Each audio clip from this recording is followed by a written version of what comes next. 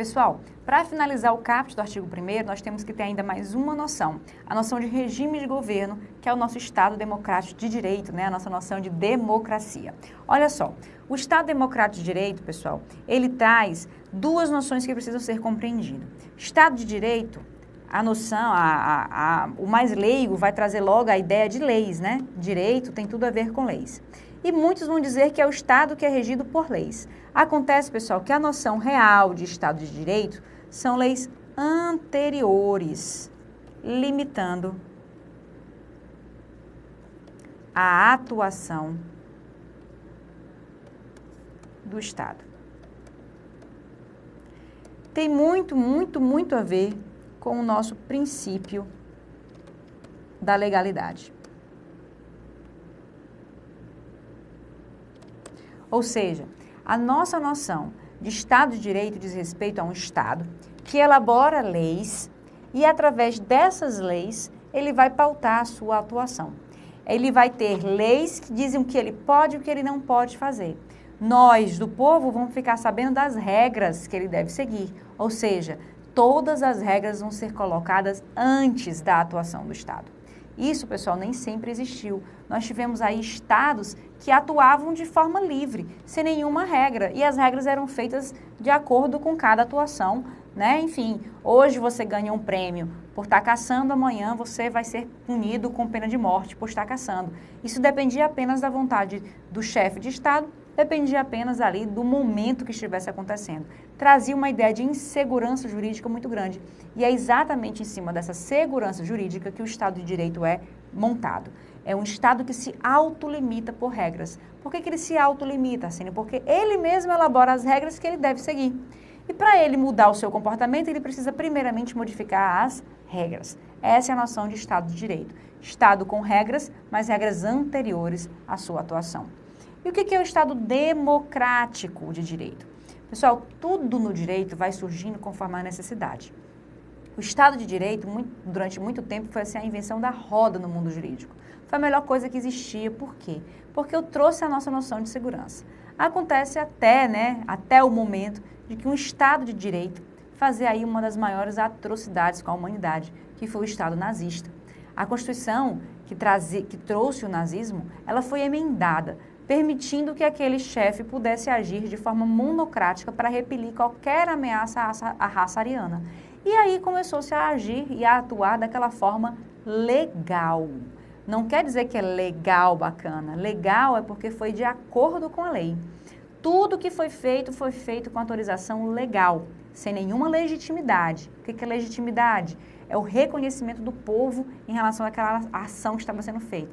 O povo alemão não concordava, mas o Estado fazia. Não tinha legitimidade, mas existia legalidade, porque o Estado agia baseado em regras que estavam previamente determinadas. Bom, não preciso dizer que aquilo ali não bastava para trazer segurança jurídica, né? A segurança jurídica começou a ficar fraca novamente. E aí uma nova noção foi inserida, a nossa noção de democracia. Para muitos, democracia é a vontade da maioria, né? Mas não é apenas isso. A democracia, pessoal, quando eu falo em Estado democrático, eu falo em um Estado que se baseia na vontade de uma maioria. No entanto, essa maioria, para que ela seja realmente formada dentro dessa nossa ideia de democracia, é uma maioria que vai estar voltada à proteção e concretização de direitos fundamentais. É necessário, portanto, em um Estado democrático, a noção de direitos fundamentais. Porque se eu tiver a maioria pela maioria, outras grandes aberrações podem surgir. Nós temos aí, pessoal, estados africanos que simplesmente tipificaram por unanimidade a conduta de homossexualismo como crime. E como se não bastasse ser crime, ainda apenaram essa conduta com pena de morte. E tudo isso por unanimidade.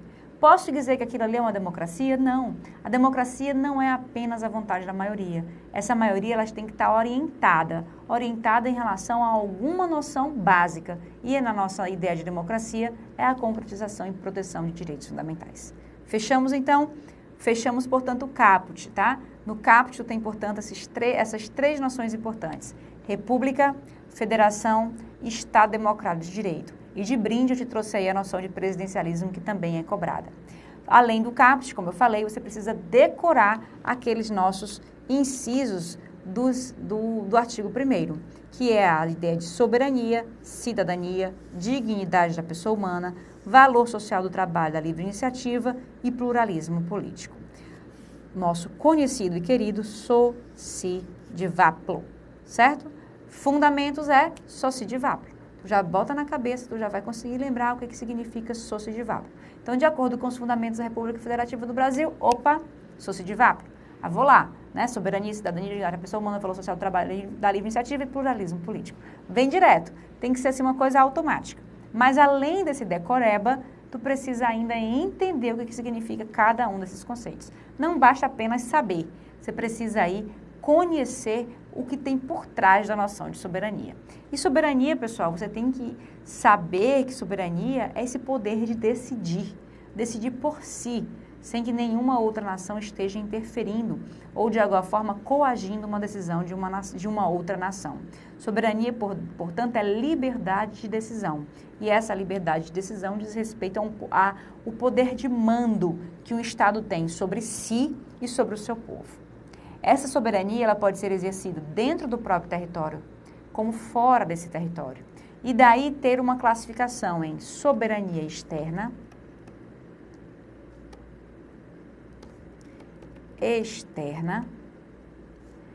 e soberania interna. A externa, nessa noção de chefia de Estado, onde a minha nação vai estar se relacionando com uma outra nação, onde uma não tem hierarquia sobre a outra, nem poder de mando entre a outra, onde a nação A está no mesmo patamar da nação B, portanto, há aqui uma relação horizontal. Na soberania externa, tudo a ver com a minha função de chefia de governo, é o meu Estado, é a minha República Federativa do Brasil, agindo em relação ao seu povo. Há, portanto, noção de hierarquia e a chamada relação vertical. Ok? É essa a minha noção de soberania que você precisa ter. Soberania, portanto, é aquele poder de decidir. Eu vou decidir que todo aquele que matar alguém vai ser penalizado com a pena tal, de acordo com um procedimento tal, com um direito de defesa tal, para poder sair aí uma decisão do Estado em condenar aquele indivíduo. Exercício de soberania. Nós temos também aí vários exemplos tributários, né? Todos aqueles tributos que nós pagamos, ninguém pede para pagar. Nós somos obrigados a pagar. E ninguém tem a possibilidade de dizer, não, eu não pago porque eu viajei, porque eu gastei meu 13º com presente do Natal, enfim, com material escolar. Nada disso pode ser dito. No começo do ano, IPVA e IPTU está lá, batendo na sua porta e você paga obrigatoriamente. Exercício essa soberania interna do Estado brasileiro, tá bom? Então, essa é a nossa noção de poder de decidir, poder de mando, nós temos dentro, né, da noção de soberania. A imposição que existe é da soberania interna. E o acordo, o diálogo, por não existir hierarquia, é característica marcante do exercício externo dessa soberania. Lógico que o Estado brasileiro não pode impor a nenhuma nação soberana que concordem com seu termo de exportação e de importação. Tem que ter aí um acordo, uma conversa, abrir mão de lá, abrir mão de cá, para que a coisa realmente possa sair, né, corretamente. Então, soberania é isso, é poder de decidir, com imposição internamente e no diálogo externamente. Relação vertical, relação horizontal. Muito bem. E a cidadania, Arsênia, o que é? É o meu direito, pessoal, de ter direitos. A cidadania nada mais é do que a sua possibilidade de adquirir direito, de exercer direitos. O cidadão não é aquele que tem direitos políticos apenas, tá? A nossa noção de cidadania, ela não vai levar em consideração apenas o conceito de cidadão. Ela vai muito além do que isso. Nós temos aqui a cidadania, atualmente, como direito a ter direitos, né? Tanto civis como políticos. Direito a ter direitos. É essa a minha noção, o cidadão que pode adquirir direitos e assim exercê-los limitando a atuação daquele Estado. Uma Constituição que garante direitos ao seu povo é uma Constituição que, ao mesmo tempo, garante a noção de cidadania, como também limita o Estado. Cidadania e limitação estatal estão de mão dadas, são noções que vão concorrer o tempo todo. A todo momento que você exerce um direito, você está dizendo ao Estado, não se meta, isso aqui é meu direito. Ou então, faça, preste, né, atue para que eu possa exercer. Os meus direitos de liberdade vão exigir do Estado essa posição mais pacífica, né, mais omissa. Me permita exercer a minha manifestação de pensamento. Estado não faça nada, eu vou manifestar meu pensamento agora. É diferente, portanto, pessoal, da nossa noção de direitos sociais, né?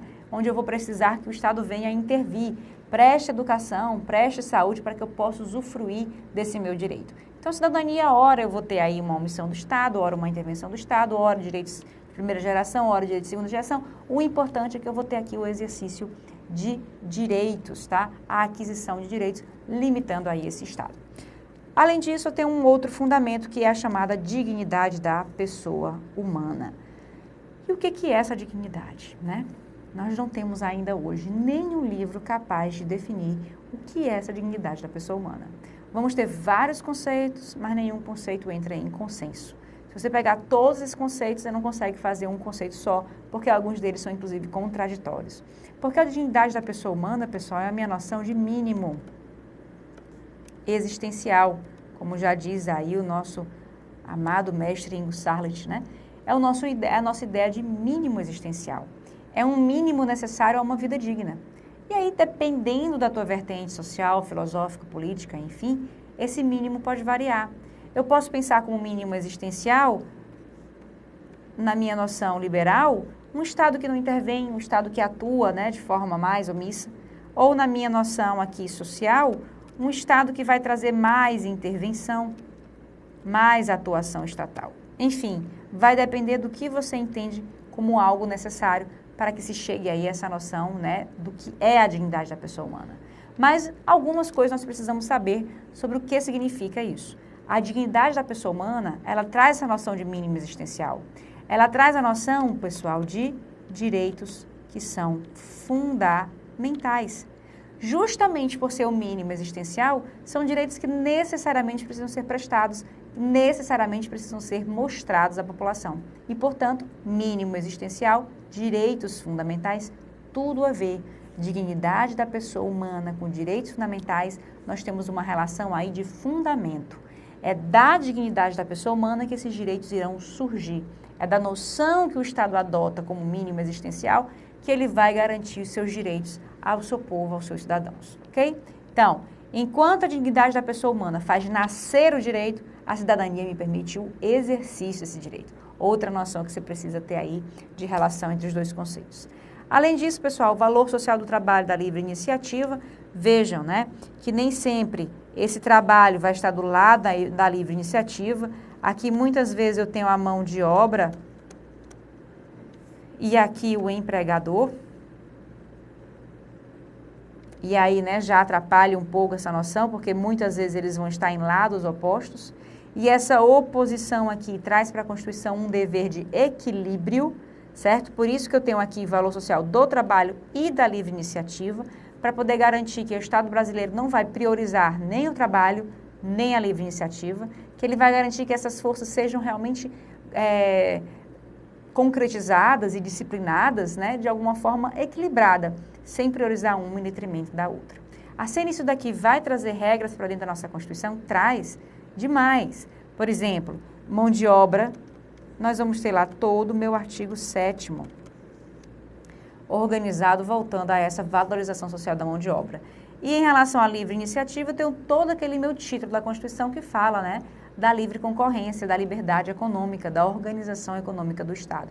E aí intervindo, né, nessa economia, com políticas públicas para poder garantir uma valorização social também dessa liberdade econômica. E o pluralismo político, Arsênio, que é isso? Talvez, fora a dignidade da pessoa humana, de todos os outros fundamentos, o mais importante que a gente tem. Justamente porque o STF veio dando várias decisões nos últimos anos envolvendo a ideia, a noção de pluralismo político. O ministro Gilmar Mendes, ele vai definir o pluralismo político de uma forma muito simples. ele fala que é o direito a ser diferente. E esse direito a ser diferente, pessoal, é diferente em ideias. Quando eu falo de pluralismo político, eu não estou falando de política. Eu estou falando de polis, de ideia. E essa ideia pode ser uma ideia religiosa, pode ser uma ideia filosófica, pode ser uma ideia, enfim, política também. Pode ser, inclusive, a sua orientação sexual. Tudo isso vai dar a minha noção de convivência harmônica de ideias.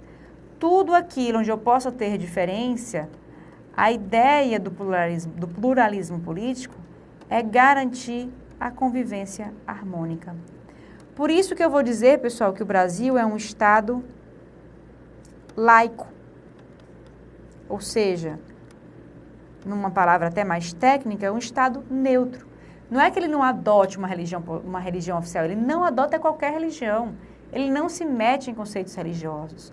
Por isso que toda decisão do Estado brasileiro não pode, de forma alguma, se basear, estar impregnada em conceitos religiosos. E aí, pessoal, eu tenho que trazer para vocês algumas decisões judiciais, né, principalmente do STF. A mais, digamos assim, que caracteriza essa existência do nosso Estado laico é aquela que fala do feto anencéfalo. A ADPF 54, ela vai falar do feto anencéfalo exatamente nessa noção de que o Estado brasileiro, para definir, para decidir alguma questão polêmica, não pode se vestir de roupagens religiosas, de ideias religiosas. Ele tem realmente que se despir dessa característica, né, de religiosidade que o brasileiro tem para dar uma decisão neutra. No feto anencéfalo, eu tinha mulheres que estariam grávidas de embriões, né, de fetos que eram anencéfalos, não tinham cérebro e, portanto, não tinham atividade cerebral. E aí a pergunta era, há a possibilidade de aborto ou de interrupção de gravidez?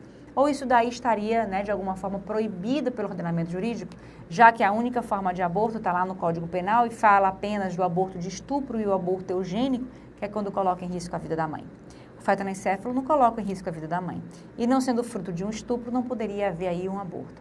Acontece, pessoal, que nós temos leis que vão tratar dessa relação de vida e morte. E uma delas é a nossa lei que trata da morte encefálica, declarando e atestando que haverá morte encefálica se 3 profissionais da medicina atestarem a ausência de atividade cerebral em um indivíduo. Se essa ausência for atestada, ou seja, se não houver atividade cerebral, significa que há morte, que não há mais vida. E não havendo vida, eu não posso pensar, né, aí de alguma forma, em estar matando alguém ao desligar o aparelho daquele que não tem mais atividade cerebral. Ali já houve a morte há muito tempo, a morte jurídica, a morte legal. Por conta disso, dentro desse conceito de ausência de atividade e ausência de vida, ausência de atividade cerebral e ausência de vida, é que o STF entendeu, e baseando-se nesses argumentos jurídicos e totalmente alheios aos argumentos religiosos, o STF entendeu que o feto anencéfalo, em momento nenhum, pode ser considerado como ideia de vida humana para fins de aborto. A mãe, ela não estaria abortando, ela estaria interrompendo a gravidez e, portanto, ato legítimo, tá? A CNM é um absurdo, mas a doutrina espírita, o catolicismo, os evangélicos, gente, direito constitucional e, infelizmente, aqui, minhas convicções pessoais e as suas, para a sua prova, tem que estar totalmente de lado para a gente poder entender realmente como é que funciona o nosso Estado. Outra decisão também importante, aqui envolvendo o pluralismo político, é a noção da Marcha da Macônia. Já ouviu falar da Marcha da Macônia? A Marcha da Macônia, ela traz exatamente a possibilidade de você manifestar o seu pensamento, a sua ideia, contrária a uma ideia formalizada pelo Estado através de uma lei. O Estado brasileiro proíbe o uso da maconha, considera a maconha como uma droga e, portanto, substância ilegal. Há grupos de pessoas no Brasil que entendem que a maconha deveria ser legalizada e vão para as ruas poder protestar e exigir a legalização da maconha. Acontece, pessoal, que ele sai em marcha. É um direito de reunião em praça pública, nós vamos falar sobre ele, para manifestar um pensamento, que é a legalização da maconha. O STF entendeu que a marcha da maconha é algo legal Isso é tecnicamente correto, constitucionalmente correto. Por quê? Porque se o Estado brasileiro permite que eu manifeste meu pensamento e me permite pensar diferente do próprio Estado brasileiro, nada mais justo e nada mais lógico do que eu me reunir com outras pessoas que corroboram com minha ideia para que a gente junto possa, de alguma forma, né, mudar a realidade estatal. E aí, nesse caso, a Marcha da Maconha vai permitir esse uso, né, desses direitos que nós temos na Constituição para protestar contra a ilegalidade da maconha. Agora, protestar, falar que é a favor da legalização é completamente diferente do fumo, do uso da maconha, né? Nas nossas passeatas, podemos sim falar legalize já, mas jamais fume já, né? Fumar fica de lado, apenas a nossa noção de legalização. Tranquilo? Muito bem. Outra decisão que vai envolver pluralismo político, e olha que eu estou indo da noção de aborto para a legalização de uma droga, e agora eu vou para a sua vida pessoal, lá no seu direito fundamental à felicidade. Acreditem, ele existe, o STF vem usando em várias decisões, inclusive o projeto de emenda constitucional para inserir lá no artigo 6º, né, nosso direito social à felicidade. Nós temos aí uma outra decisão polêmica do STF que diz respeito à união homoafetiva. A união homoafetiva também se baseia no pluralismo político. Se eu tenho que aceitar a diferença harmônica de ideias, também a diferença harmônica de ideias em relação à orientação sexual tem que ser aceita. E aí, nesse caso, pessoal, você que pensa de um jeito, eu que penso do outro, podemos, no máximo, confrontar ideias, mas jamais exigir que a sua ideia prevaleça em detrimento da minha. Nós temos que garantir a convivência harmônica, portanto, a orientação sexual homoafetiva e heterossexual devem conviver de forma harmônica, garantindo os mesmos direitos a esses indivíduos. Portanto, quando a Constituição fala a união estável é aquela entre homem e mulher, ela está se referindo à união estável entre homem e mulher, sem excluir outras formas de união, como a união homoafetiva entre homem e homem e mulher. É assim que nós temos que entender, é assim que esse nosso direito constitucional precisa ser interpretado. O artigo 217 não pode ficar só, o artigo 1º não pode ficar só. Eles têm sim que ser aí de alguma forma coadunados para a gente chegar nessa nossa noção fechada. Tranquilo? Então, todos os fundamentos estão aqui e as noções principais também em relação a esses fundamentos aqui para você se deliciar. E olha só que eu trouxe para ti. Uma questãozinha aqui de técnico judiciário, eu sei que é de 2007, mas só para você ver como que isso pode ser cobrado no que diz respeito às nossas, os nossos conceitos, as palavras bonitas que o Estado, né, que a nossa organizadora pode trazer. Vejam que não é uma banca muito conhecida, mas é uma questão que traz exatamente as noções que nós vimos conversando. Ela traz 4, né, aspectos envolvendo aí a doutrina, a teoria desses fundamentos. Analisa os seguintes afirmativos a respeito dos princípios fundamentais do Estado brasileiro, conforme apresentados por Kilder e Gonçalves Carvalho em sua obra de Direito Constitucional. Aí você, meu Deus do céu, não estudei pelo Kilder e Carvalho, né? O que eu faço? Não faça nada. Não deixe seu coração palpitar. Não deixe que isso impregne na sua cabeça. Isso aqui é só para lhe dar aquela frieza no coração. Acalma, respira fundo que você consegue responder essa questão sem precisar ter lido o Kilder, tá? Olha aqui nosso inciso 1º. Dignidade da pessoa humana significa não só um reconhecimento do valor do homem em sua dimensão liberdade, como também de que o próprio Estado se constrói com base nesse princípio. Ou seja, não só um direito fundamental, mas também a atuação do Estado baseada nessas noções de liberdade. Tá certo? Principalmente, né, no que a gente diz respeito às liberdades. Os direitos fundamentais constituem explicitações da dignidade da pessoa humana, ou seja, os direitos fundamentais são concretizações da dignidade da pessoa humana, foi o que nós falamos, já que em cada direito fundamental há um conteúdo e uma projeção da dignidade da pessoa humana, já que em cada direito que é fundamental há uma ideia de projeção de um mínimo existencial, né? Essa noção de mínimo existencial, portanto. Cidadania significa participação no Estado democrático de direito, não se achando restrita ao cidadão eleitor, mas se projeta em vários instrumentos jurídico-políticos imprescindíveis para viabilizá-la. Eu te disse que a cidadania, ela não diz respeito à ideia de cidadão, mas ao direito de ter direitos. E o meu Estado democrático de direito vai garantir exatamente essa noção de direitos. Então, é sim a participação no Estado democrático de direito, no que diz respeito à aquisição de direitos. Tá? Não é apenas aí a ideia de nação, de cidadão eleitor. Tá certo também, item 3, e item 2 também tá certo. Item 4, a dignidade como qualidade intrínseca da pessoa humana é irrenunciável, certo?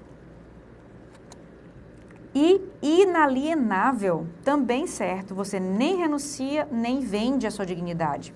E constitui elemento que qualifica o ser humano como tal. E dele não pode ser destacado. Ou seja, você não abre mão. É um direito que ele é indisponível, tá?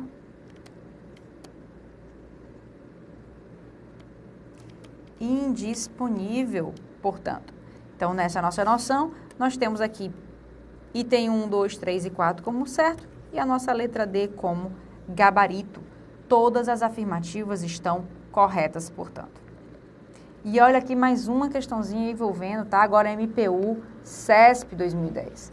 A Constituição Federal de 88 apresenta os chamados princípios fundamentais da República Federativa do Brasil, que inclui referências à sua forma de Estado, forma de governo e regime político. Olha só, o nosso artigo 1º está falando de quê? De forma de Estado? Tá, federativa. Forma de governo? Tá, república. Regime político? Tá também, Estado Democrático de Direito. Deduz do texto constitucional que a República Federativa do Brasil é um Estado de Direito, o que limita o próprio poder do Estado e garante os direitos fundamentais dos particulares. Certíssimo, né? Nós temos aí, portanto, essa noção de que o texto constitucional que a República Federativa traz é um Estado de Direito, garantindo direitos fundamentais aos particulares e limitando o próprio poder estatal. É essa a nossa noção de limitação do Estado através de direitos fundamentais. Muito bem, fechamos, portanto, nosso artigo 1º. Temos agora aqui para o parágrafo único dele. Todo poder emana do povo, que o exerce por meio de representantes eleitos ou diretamente nos termos desta Constituição. Temos que destrinchar cada item desse parágrafo único. Primeiro, a nossa noção de poder. Esse poder que eu estou falando, pessoal, é o poder estatal. É o poder da República Federativa do Brasil. Esse poder, pessoal, ele é um só e ele é indivisível. Quando eu digo que ele é indivisível, é porque ele tem que ficar 100% com a República Federativa do Brasil. A partir do momento que eu permito que uma outra nação, outro Estado soberano venha a exercer esse direito da nossa nação, esse poder do nosso Estado, eu estou aí de alguma forma dividindo. Essa indivisibilidade que existe aqui é entre nações soberanas. Para ser realmente uma nação soberana, esse poder tem que estar inteiramente na mão de um só Estado. Daí a gente pensar, né, nessa noção de indivisibilidade. Muito bem. Além disso, ele emana do povo. Esse povo, portanto, é o titular do poder estatal. Toda essa nossa noção de fundamentos, de decisões tomadas pelo judiciário, de decisões tomadas pelo executivo, pelo legislativo, tem que ter com base de quê? Essas decisões são nossas decisões, porque nós somos o titular deste poder. E este poder que é exercido, tá? Ele não pode ser exercido diretamente pela gente, porque complicaria. Daí, apesar de nós sermos o titular, quem vai tomar essas decisões? Essa decisão é tomada, em regra, por representantes eleitos, que é a nossa ideia, né, de soberania ou de democracia indireta. Ou então, diretamente, tá? Que é a nossa ideia de soberania ou democracia direta, trazendo aqui uma noção mista. Ora, eu vou ter representantes eleitos decidindo, ora, o próprio povo vai decidir diretamente na forma da Constituição. Agora, para que o povo possa exercer, né, e decidir diretamente, tem que estar previsto na Constituição. É ela que é a fonte dessa decisão direta popular. E ela traz 5 formas de decisão. A primeira decisão direta é o plebiscito ou o referendo. São as 2 primeiras possibilidades de decisão direta pelo Estado brasileiro, pelo próprio povo do Estado brasileiro. Além delas, nós vamos ter aqui a iniciativa popular de leis, além da iniciativa popular, nós vamos ter aqui também a chamada ação popular. Apesar das duas falarem popular, isso daqui é lei, tá? Diz respeito ao poder judiciário, e a ação popular é decisão judicial, é uma ação judicial, diz respeito ao poder judiciário. Bem diferente. E por fim, pessoal, nós temos ainda o júri, onde 7 pessoas do povo vai decidir se há ou não há a necessidade de condenar um indivíduo a restringir o seu direito de liberdade de locomoção. E aí o júri nada mais é do que uma decisão direta do povo em restringir um direito fundamental, que é a liberdade de locomoção. Portanto, 5 hipóteses de exercício direto. A lei federal pode trazer outra forma, lei complementar de exercício direto da democracia? Não. Apenas a Constituição e somente ela nos traz essa noção de exercício direto da democracia. Ok? Terminando aqui, olha só. Apesar de a Constituição estabelecer que todo o poder emana do povo, não há previsão no texto constitucional de seu exercício diretamente pelo povo, mas sim por meio de representantes eleitos. Tem, né? Inclusive são 5. Tá errada a nossa questão. E aqui a nossa última questãozinha. De acordo com a Constituição Federal de 88, todo o poder emana do povo que o exerce exclusivamente por meio de representantes eleitos diretamente. Pessoal, os representantes são eleitos diretamente, porque nós votamos em cada um deles. É voto e representante. Então, há realmente uma relação aqui que é uma relação direta. No entanto, nós não tomamos essas decisões exclusivamente de forma indireta. Há também, de se acrescentar aqui, o nosso exercício direto, né, da democracia. E por conta disso, a questão vai estar errada, ok? A aula que vem a gente continua com mais princípios fundamentais. Até já já.